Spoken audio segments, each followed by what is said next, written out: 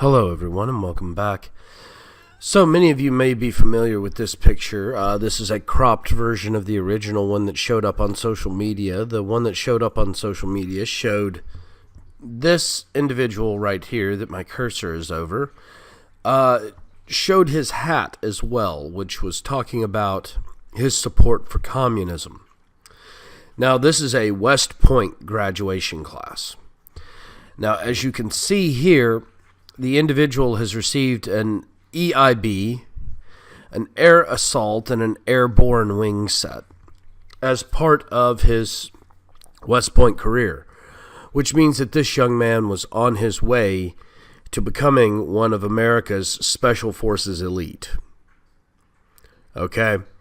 Now, this should not have been allowed, and I am glad to announce that he is currently being separated on an other than honorable discharge. Now, many of you will be, well, you can't get rid of him just because he's a communist. Well, no, actually, the U.S. military can.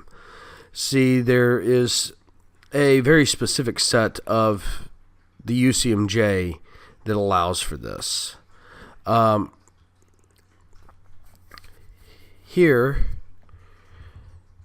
we can see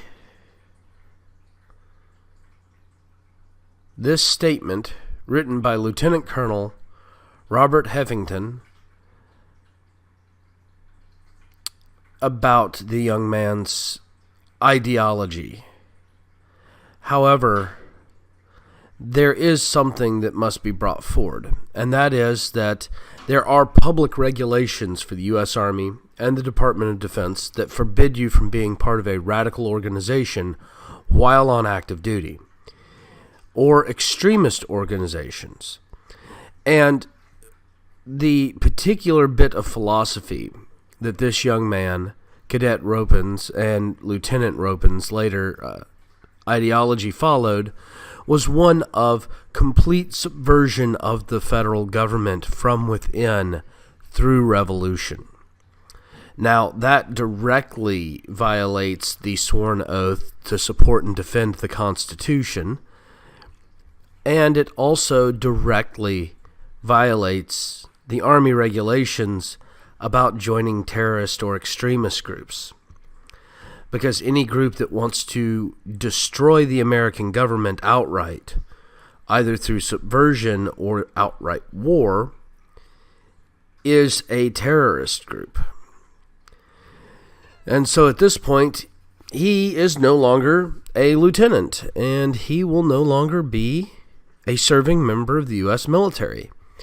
Now, apparently, he will be speaking publicly.